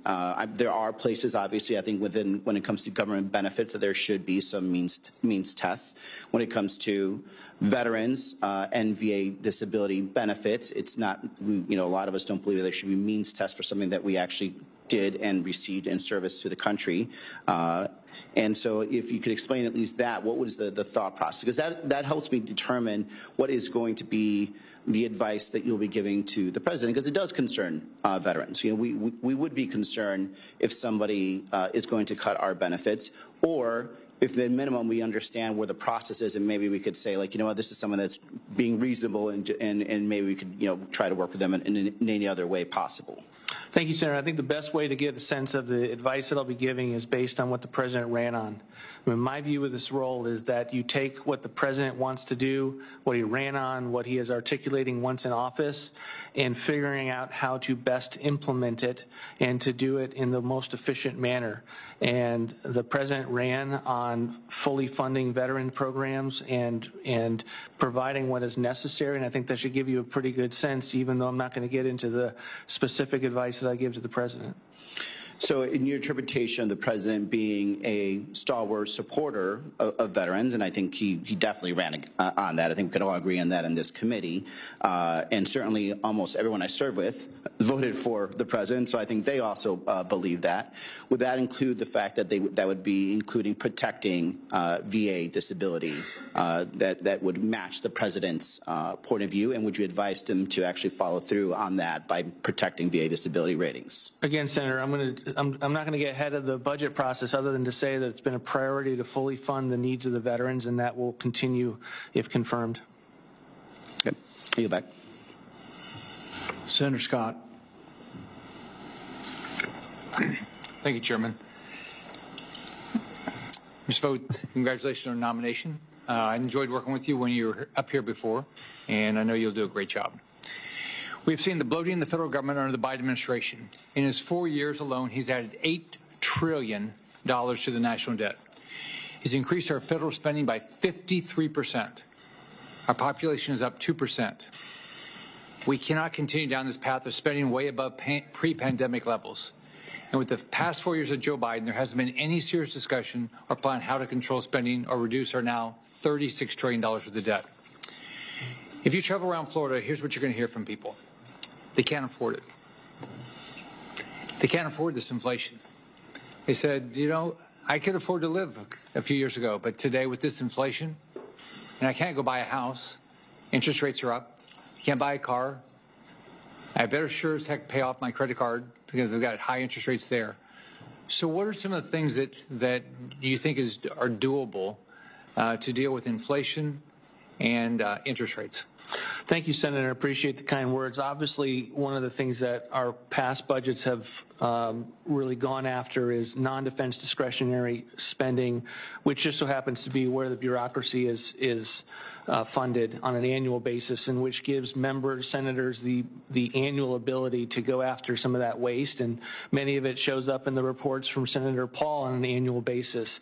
But it also is those agencies that I think have been overbearing on the American people, and I think that will be one of those areas that we can target first. But the President has also put forward reforms to reduce or have better outcomes with regard to welfare, get people back into the labor force, and those are potentially substantial amounts of savings as well.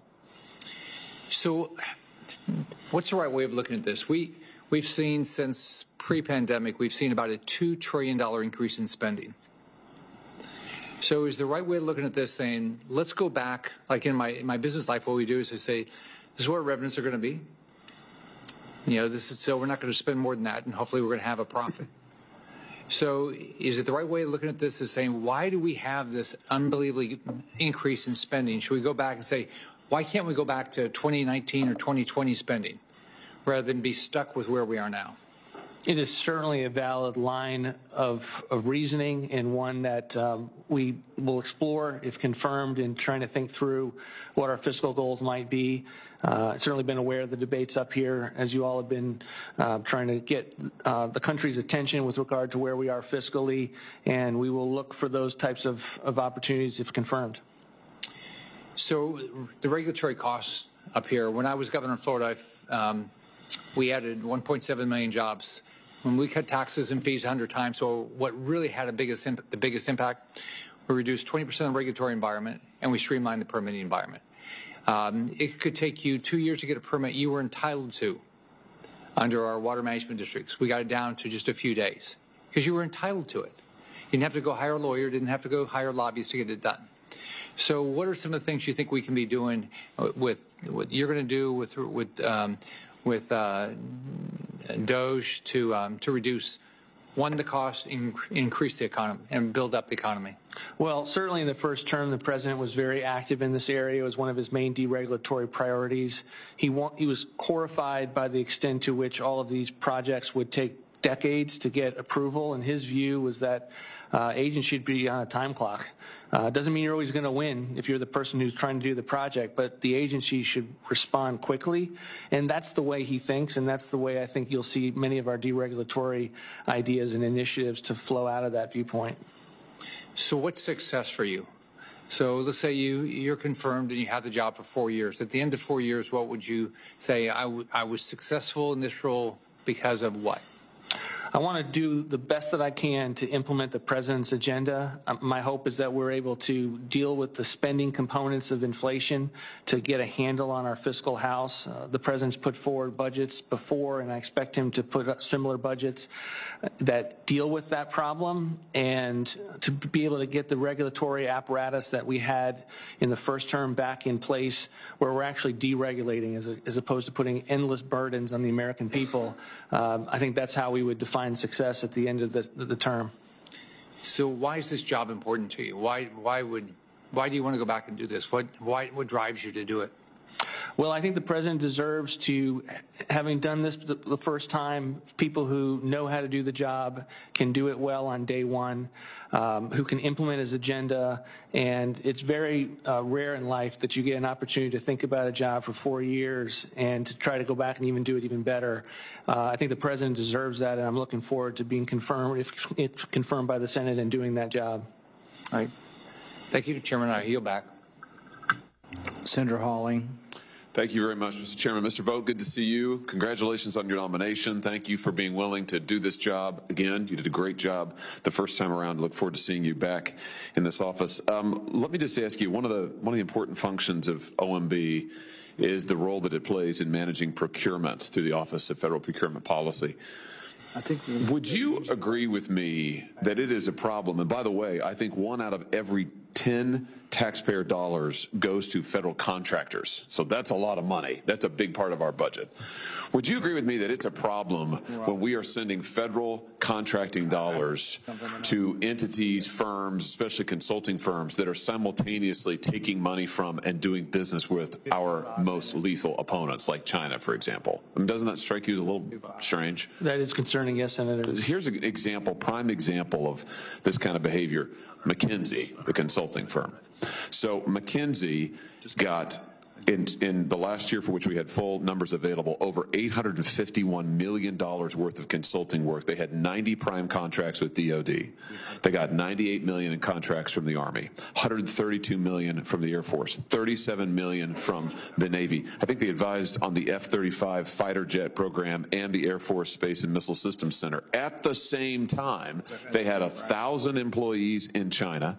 They were doing business directly with the Chinese government, and they advised Chinese state-owned enterprises that have now been blacklisted by our own military.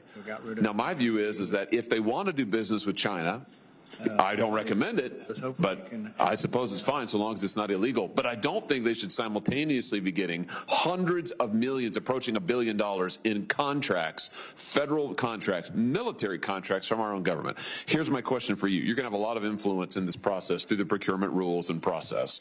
Will you be an advocate for protecting American taxpayer dollars in this contracting process where hundreds of billions of dollars are spent every year? Will you be an advocate for protecting that and making sure it's not going to entities who are effectively double dealing and advising our enemies at the same time?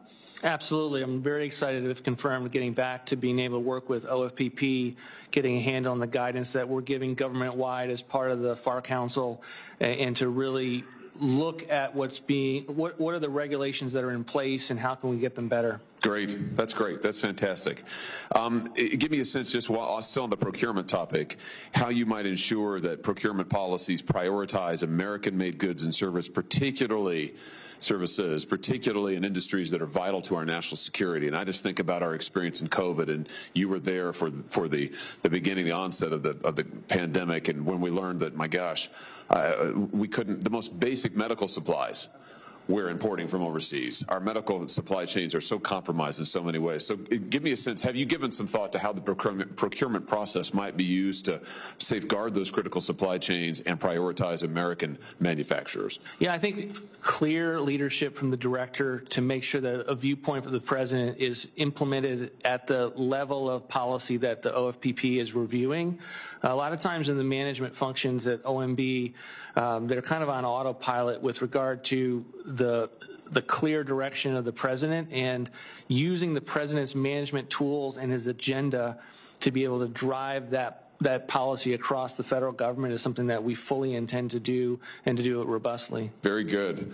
Let me shift gears just a little bit, but still thinking about federal regulations. Through OIRA, you have a lot of influence, thankfully, on the regulatory landscape and environment. I asked your predecessor in this role, the Biden administration nominee, if she would commit to the Hyde Amendment and the principle that we should not be using federal taxpayer dollars to promote abortions, which has been a bipartisan commitment, as you well know, for decades.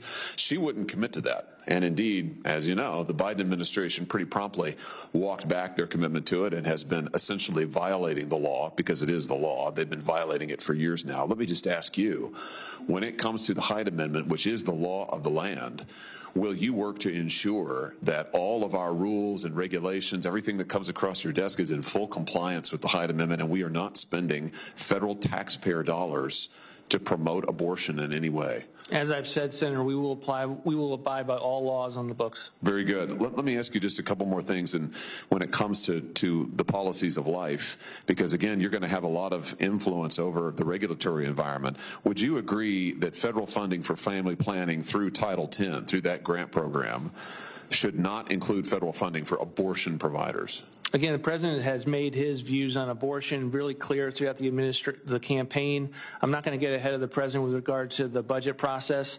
We have submitted budgets in years past that give the Senate a sense of how he would budget, but I'm not going to get ahead of the president on that. But let me ask you this, and just to be clear, what I just asked about was the Trump policy from in his first term, but here's another one.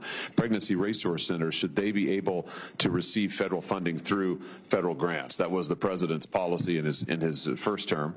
Do you think, again, as a matter of federal rules, pregnancy resource centers ought to be eligible? Again, the president's a pro-life president. He had a very pro-life record. He had an extensive debate within the campaign at his views, and I'm not going to get ahead of him in the budget process, but I think the country has a good sense of where he is on the issues. So let me ask you just one more. The Mexico City policy, which I know you're familiar with, OIRA is very important in that policy. That's just the policy for those keeping track at home that says that American foreign aid dollars, tax money, shouldn't be spent on abortions overseas. President Trump championed this in his first term. Every Republican president has for decades now. Do you agree with the Mexico City policy, and would you implement it if the president directed you to? Absolutely, we'll implement anything the president's asked me to direct. Very good. Thank you, Mr. Vought. It's great to see you again. Thank you, Mr. Chairman. Senator Ernst.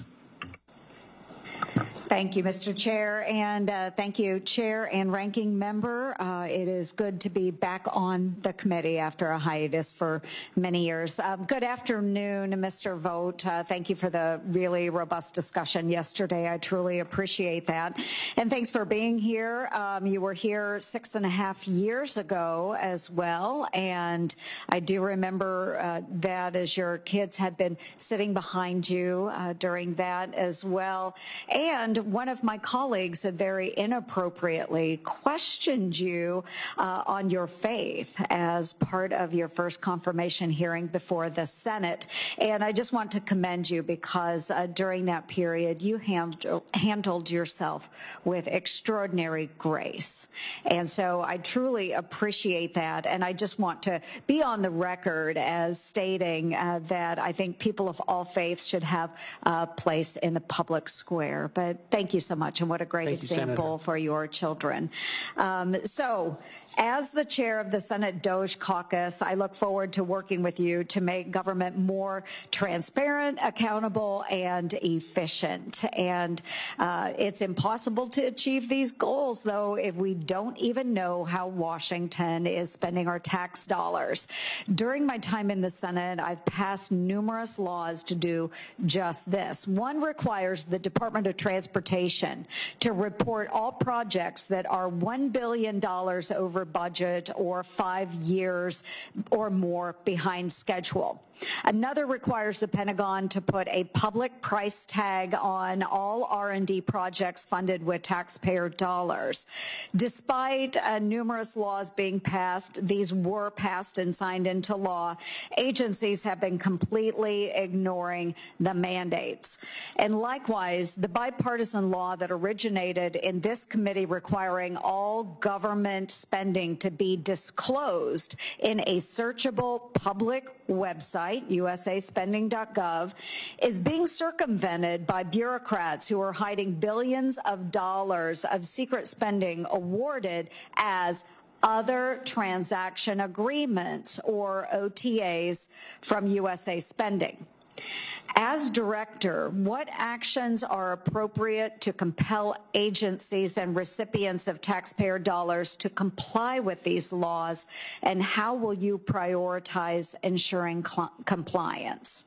It's a great question, Senator. It's one that we will definitely take note of and make sure that we are, when we're setting up on the management side these apparatuses, but also on the budget side that works intimately with the agencies, that they're not allowed to get away with these types of gimmicks.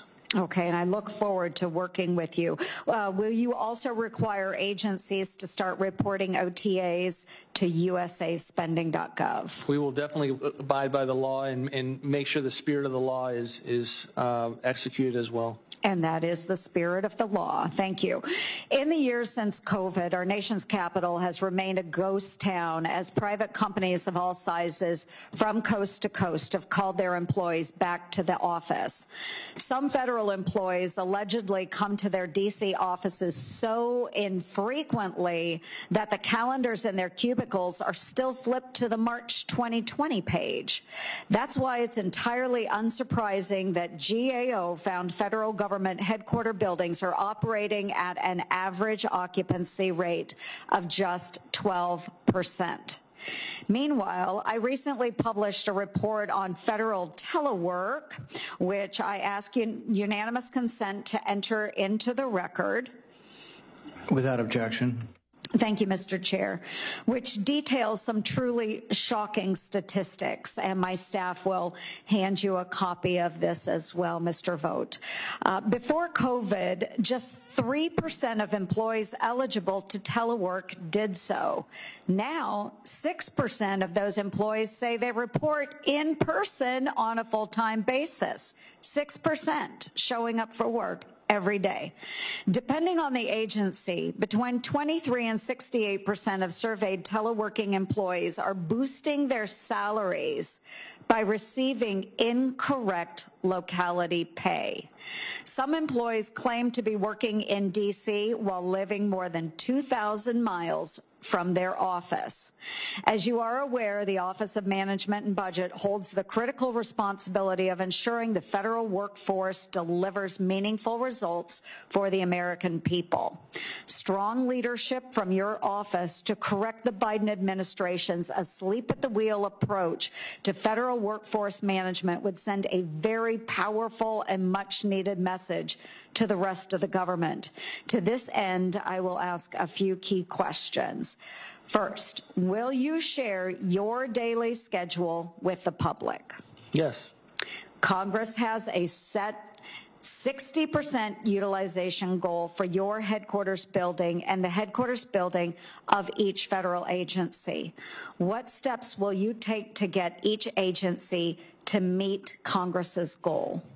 Well, I think we're going to make it a priority, and obviously you've heard through your DOGE leadership with the leadership of the President's DOGE that this is a major area that they're looking at. We're going to be looking at ways that OMB can come along beside and ask the right questions both on the management and the budget side to get a sense for how our agencies monitoring their own employees that might be benefiting from the D.C.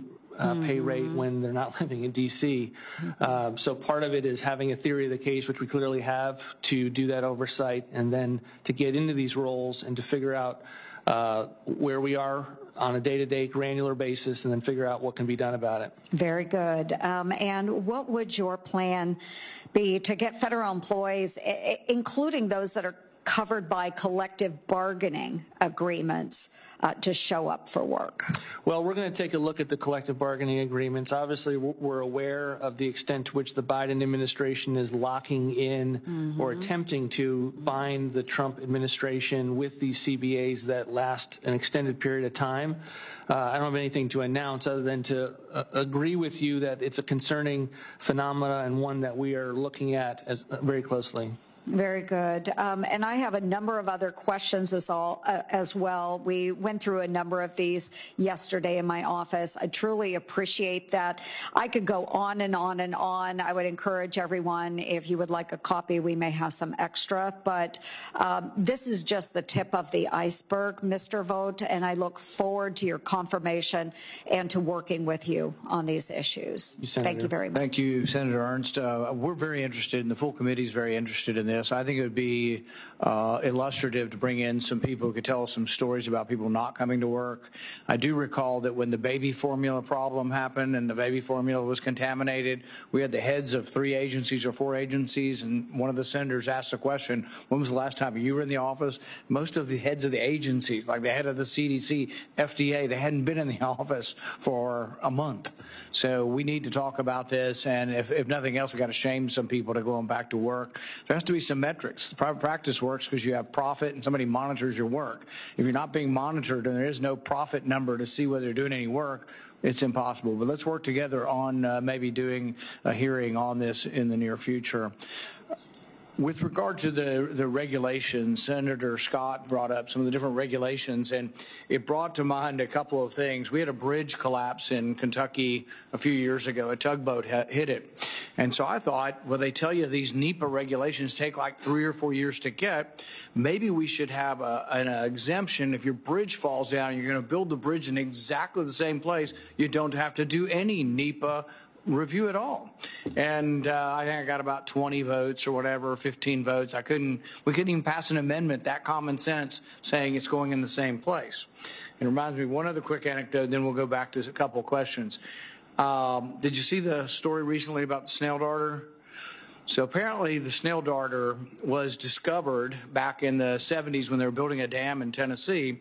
And now they've got somebody to admit that, well, he told people at the time, this will stop the dam. It's a new species. And apparently now they've done all these genetic testing, and it's not a new species. And the more they looked, the more they found the snail darters everywhere.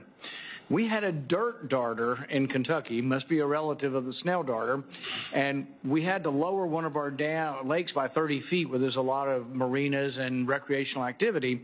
And while the dam was lowered to rebuild an earthen dam, Lordy, they found some dirt darters in a river, and they said we can't fill we don't want to fill the lake back up because we'll hurt the dirt darter. My question was, it's a fish, doesn't it like water? But I mean the craziness of all this stuff. And one more, we have the pocketbook mussel. It's been listed on the Endangered Species Act. Have you ever seen mussels? They are everywhere. Any pond, lake, creek's got mussels everywhere. So this was put on the endangered species list, and then for the last 20 years they've been looking for it. Everywhere they look, they find it. There's no endangerment, but somebody put it on the list, and it's a scam. So we had a sewage plant in a city was overflowing with sewage into the lake. Nobody wants that, so we wanted to build a new one in a little town in Kentucky. First, we got to get a consultant, 100 grand, 150 grand for this tiny little town to study the pocketbook mussel population and Indian artifacts. And all it does is it enriches the consultants. It lasts 2 or 3 years to get it done, slows everything down. But this isn't a question. This is just this is a rant. Anything you can do to fix that stuff, I'm all for you. Tell us what we need to do to fix it. We're going to do another round. We're going to start with Senator Peters for 5 minutes. Thank you. Mr. Vought, the federal government relies on the Inspector General to conduct independent oversight, as you know, to root out waste, root out fraud, and abuse of a taxpayer dollars that it finds. So my question for you, sir, is do you agree that the Inspector Generals are vital to protecting federal programs from inefficiency and waste? Yes, absolutely. As a congressional staffer and director of OMB with various roles, benefited greatly from the reports of the IG community. Great. So during your previous tenure as OMB director, you did not comply with an investigation into delayed disaster recovery funding for Puerto Rico that was conducted by the Department of Housing and Urban Development's Inspector General. So my question for you is that under the Inspector General Act, agency heads are required to provide all information and assistance requested by IGs to the extent practical. So why did you and your staff fail to comply with the law during the HUD OIG investigation? Senator, I assure you I'm always responding to the advice of counsel, and the extent to which that applied in that instances is the same. So your legal counsel said avoid the law, just basically violate the law. That's the kind of advice you get? Again, we go through a process with all the requests that come in, and we figure out what we're required to do, and we did that in that instance, and we will do that again on a case-by-case basis. So again, I have to echo my colleagues, Senator Slotkin. You do give really good bureaucratic answers, which is why people, I guess, are crazily frustrated with bureaucrats. You are a very good bureaucrat and not answering questions. Even when you avoid the law, you try to find some sort of bureaucratic runaround so that you can get away from doing what's right. It's really unfortunate. My next question is, under leadership, OMB also obstructed the GAO review on delayed Ukraine assistance by refusing to comply with GAO requests for information, and you also defied a congressional subpoena that was issued by the House Intelligence Committee in 2019. So you defied a congressional subpoena. Will you comply with a congressional subpoena if you receive one from this committee, or will you defy it as you've done in the past? Senator, as you know, the president was being impeached at that time. The Office of Legal Counsel instructed the appointees of the executive branch, because their agency counsel were not going to be allowed to participate in those proceedings and therefore protect privileged information, not to go to the Hill. So of course I will come to Congress if subpoenaed, but there's a reason why we consult our lawyers, particularly at the Office of Legal Counsel, as to their determinations with protecting the presidency, and an agency head has to listen to what they have to say. So I just, Chairman Paul and I have had many discussions about subpoenas and the fact that our subpoenas are basically ignored by the administration in both parties, not in both. This is not partisan in any way. But it's clear, Chairman Paul, we're going to get the same kind of stonewalling on subpoenas if we continue to get these kind of bureaucratic answers from OMB under the leadership of Mr. Vought. Mr. Vought, will you commit to complying with all oversight requests you receive from the Inspector General, the Government Accountability Office, and Congress, or will I get the same bureaucratic runaround answer that I've received in all the other questions? That's not how I would characterize it, Senator. Of course not. We will respond transparently to all the oversight requests, and we will make sure that, subject to the advice of the council, you are getting the information that you need to do your oversight responsibilities. That is a priority of my time at OMB, and when I get letters from senators, I take them very seriously. I want to be known immediately about them so that we can get after responding to senators and what they've asked for. So I expect I'm going to get the same bureaucratic answer to my last question here. Will you commit to fully and promptly responding to oversight requests from this committee, including from the ranking member and from other minority members? You've already stated that you will take these letters seriously. We will definitely respond to your letters. And respond with another very eloquent bureaucratic answer that, sorry, we can't comply. Is that what we should expect? We certainly got it the last time you were in OMB. How is it going to be different this time? How will things be different this time? Senator, I would go back to something earlier that you said. We come up here and we are, when you subpoena us, when you request for us, even beyond using the subpoena power, we come to Congress. You've never, outside of the impeachment situation, you don't have an example to point to in which we're not willing to come and defend our actions before these bodies and the ones in the House. That will continue, and we will continue to help you do the oversight process that I think is vital by giving you the information that you need. At the same time, respecting the differences between the executive branch and the legislative branch, and that the president has a policy deliberative process that needs to be respected as well. Well, time will tell. Thank you, Mr. Chairman. Senator Langford. Thank you, Mr. Chairman. I don't think this committee wants to discuss who is and who isn't willing to be able to come for hearings. When last year, for the first time in 20 years, the Biden administration refused to come for the global threats hearing.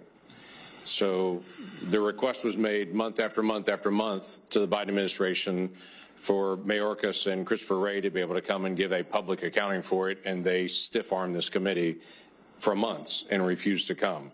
So I understand what happened during the impeachment time, that was a very unique moment that I hope is not repeated again, obviously. But this committee certainly has not had response from the Biden administration actually coming and appearing before this committee or delivering documents. Well, Senator Langford, I hope that you will recognize that I called that out very aggressively. Oh, you did? I have been consistent in that. It's not, I was way out front in calling that was wrong. 100%. And I was grateful for that. I was just saying that's not just a moment to say this happened once during the Trump administration. This is a challenge. And I would just follow on with it's us against them. We are the legislature, all right? The ambition to pit ambition against ambition was us against them, not Republican against Democrat, us against the executive. So while I'm going to vote for Russell Vought, I want him to correspond with us. And if we ask for records, I'm going to ask with you. Yep, totally agree. So let me do blitzkrieg through some different topics here. GAO does a high-risk list. Do y'all evaluate that? Do you go through that? Is that meaningful to you? Because what I asked GAO to do years ago was to take their high-risk list and to split it. Executive branch can do this on their own. The legislative branch have got to be able to act on this. They do that now and split it, so we each get our to-do list on that. Is that important to you as you go through it? Absolutely, yes, sir.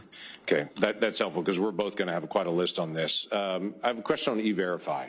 This should not be a challenge, but it has been a challenge and has been over multiple administrations. The law requires E-Verify be used for federal contracting and for primes, subprimes, and all that. But GAO has looked at this year after year and has determined no one's really checking it. So no one's asking the next question, are they really using E-Verify? Sometimes they do on the primes, but then all the subprimes that they use, no one's really asking. There is, without question, we have under federal taxpayer dollars contracts being used right now where the folks that are doing it are not legally present in the United States. I think most people would be really shocked by that. We also have asked the question on OTAs and those other transactional agreements, are we checking E-Verify for that? And the answer we got was kind of a sheepish no.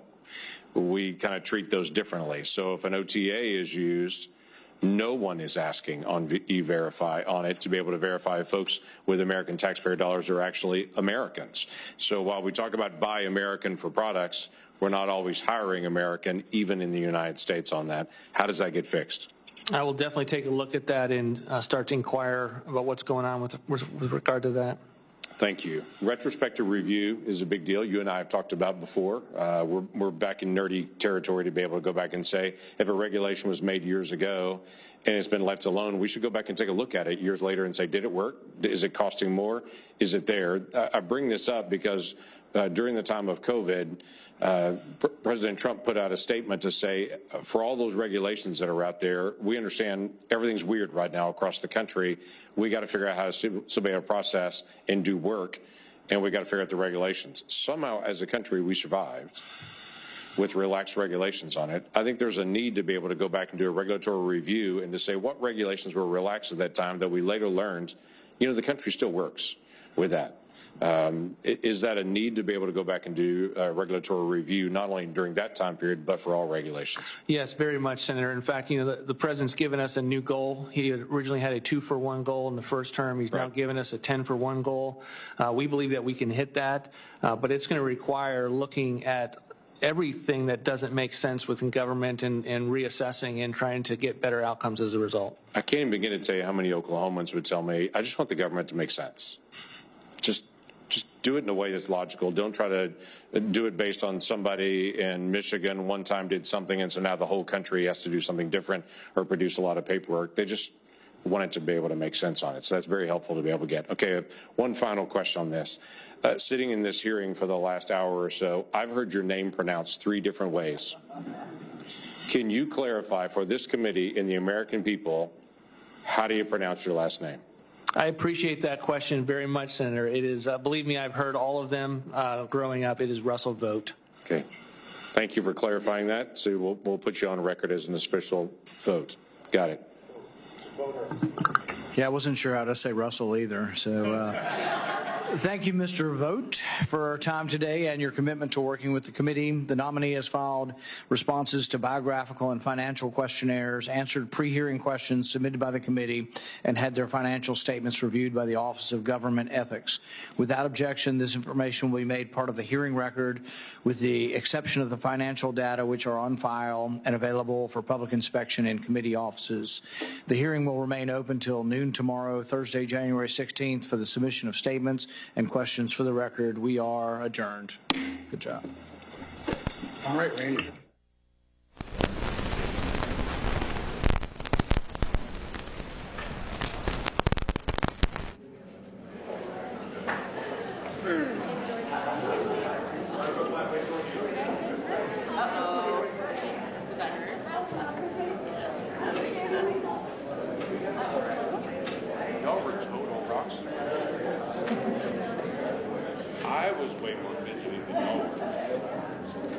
Clark, would you want one of these? Well done.